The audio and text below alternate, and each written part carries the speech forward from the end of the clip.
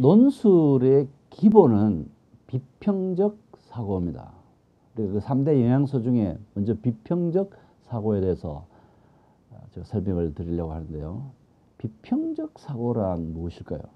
영어로 이것을 critical thinking이라고 하는데 미국의 명문 대학에 가면 모든 학생이 들어야 되는 학과목 중에 critical thinking이라고 하는 학과목이 있어요. 그건 이제 생각을 어떻게 하느냐. 사람이 말을 하면 그 말은 생각에서 나오는 거니까 생각을 어떻게 하느냐 하는 어떤 기술을 훈련시키는 과목인데, 사실은 critical thinking이라는 것은 글을 어떻게 쓰느냐 하는 것을 가르쳐 주는 것입니다. 글을 어떻게 쓸 것인가를 알려고 하면 생각을 어떻게 할 것인가를 먼저 알아야 되잖아요. 그래서 생각을 크리티컬하게 하는 이제 방법을 가르치는 학과목인데, 여러분 비평적 사고라는 말이 무슨 말이겠습니까? 아까 비평적 사고 안에는 그 비평적 사고라는 항아리 안에 두 개의 콩알이 들어있다고 했는데, 하나는 뭐죠? 분석, 두 번째는 종합이라는 것입니다. 이게 분석적 사고라는 말이 이 비평적 사고라는 말 안에 종속되는 이제 그런 용어인데, 우선 제가 이걸 설명하기 위해서 여러분에게 아주 흥미로운 악기 하나를 보여드리겠습니다. 제가 이런 글을 쓰고 할 때 컴퓨터 위에다가 딱 얹어 놓고 작업을 하는 악기인데요. 이 악기의 이름은 칼림바라고 하는 악기입니다. 이 악기를 제가 여러분을 생각하면서 제가 분석을 한번 해봤어요. 비평적으로 한번 생각을 해봤어요. 이 악기가 우선 앞에 나무판이 이렇게 있고, 뒤에도 동일한 크기로 뒷판이 있고요. 여기 구멍이 두 개 뚫려 있고, 또 앞에도 소리가 나는 큰 구멍이 뚫려 있습니다. 그리고 이것을 옆으로 보면 이 두께가 있고 길이가 있고, 또 아랫면에도 이 면이 있고, 윗면은 좁습니다. 아랫면은 좀 넓고요. 그리고 이 소리를 내게 하는 이제 소리가 이렇게 나는 건데요.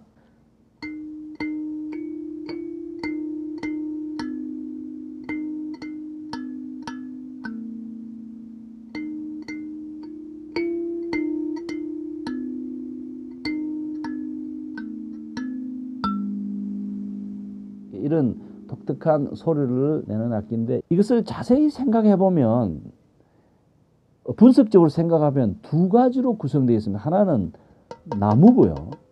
두 번째는 쇠붙이, 철로 구성되어 있습니다. 철 안에 각각 여러 가지 몇 개가 있고, 나무로 만들어진 여러 가지가 있어요. 그래서 이 악기를 제작하는 사람이 먼저 이것을 분석적으로 생각해서 각각의 머릿속에 있는 악기를 각각의 피스, 각각의 조각들을 이렇게 분석적으로 분해하듯이 쭉 만들어 가지고 그것을 순서대로 조합을 한 겁니다. 조합을 할 때 그냥 무작정 조합을 한 게 아니라 순서에 딱 맞게 조합을 해요.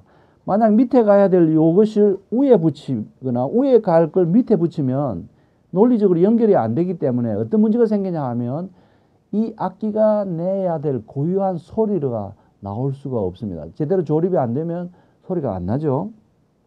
그래서 분석적으로 만들어진 이 부품들을 조립을 논리적으로, 체계적으로, 합리적으로 딱 하니까 여기서 아주 독창적인 소리가 납니다. 먼저 분석적으로 이것을 뜯어보는 이것이 분석적 사고, 이것을 다시 체계적으로 딱 종합해보고 논리적으로 이렇게 따져서 딱 종합하는 것을 종합 분석과 종합, 이걸 통틀어서 뭐라고 하느냐, 비평적 사고라고 한다는 것입니다. 이 악기를 아무리 만들어도 이 악기가 이 악기 고유의 소리를 내지 않으면 이 악기는 악기로서의 가치가 없듯이 여러분이 쓰시는 글도 분석, 종합을 거쳐서 그것이 논리적인 관계지음으로 이어져야 되고 그것이 또 여러분 독자적인 목소리를 낼 수 있어야 좋은 논문이 됩니다. 이것은 이제 하나씩 우리 짚어가면서 천천히 설명을 드리겠습니다. 비평과 비판이라는 말을 우리가 사용하는데 비평은 무엇이고 비판은 무엇일까요? 논술 참고서들 쭉 보니까 거의 비판이라는 말을 썼는데 이 비판이라는 말은 영어로 critic이라는 말을 우리말로 옮긴 단어입니다. 한국어에서 비판적이라는 이 말은 대체로 부정적인 뉘앙스를 지니고 있어요.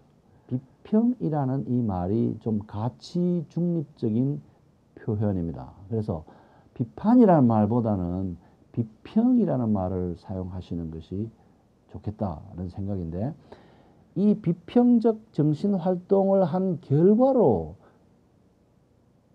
그 결과가 이것은 안 좋다 이렇게 부정적인 결과가 나올 수도 있고 그 비평적 활동의 결과로 와 이것은 탁월하다 훌륭하다 창의적이다 우리 국가 경쟁력 제고에 크게 기여하겠다 하는 그런 비평적 정신활동의 결과로 그런 결론을 내릴 수도 있습니다. 그래서 비평적이라는 말을 이제 계속 사용할 텐데 비평적 사고란 일반적으로 어떤 인물, 사상, 사건, 주장 등을 정화하고 조심스럽게 분석하고 이해하고 판단하는 정신활동 그것을 비평적 사고라고 이야기해요.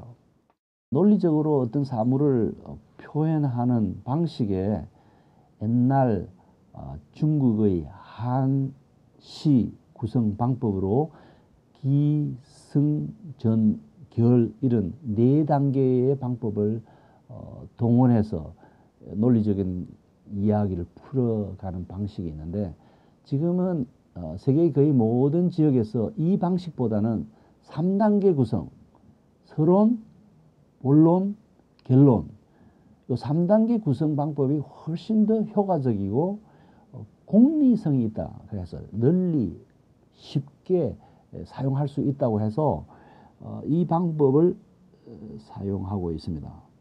그래서 3단계 서론, 본론, 결론 이것이 3단계 방법이긴 하지만 실제로 가만히 보면 두 가지예요. 그 안에.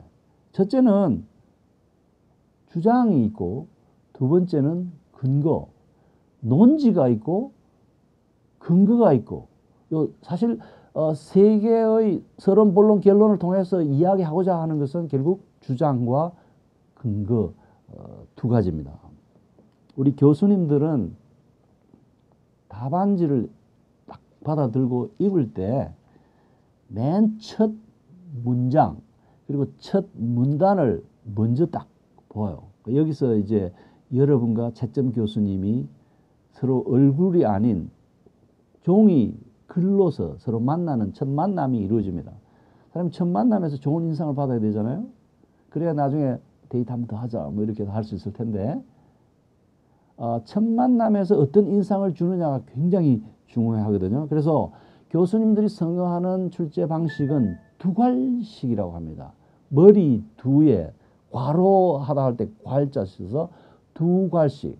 그러니까 제일 중요한 말을 내가 하고자 하는 그 주장, 논지를 맨 머리 부분에 두는, 머리 부분에 제시하는 그 형식을 두괄식이라고 해요.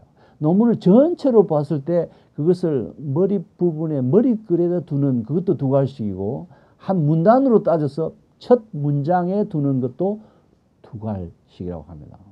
이거 관련해서 미괄식, 꼬리 부분에 두는 방식이 있고 중괄식, 가운데 두는 방법이 있고 쌍괄식이라고 해서 앞부분과 끝에 양쪽 다 두는 방식이 있는데 이것은 나중에 설명하겠습니다.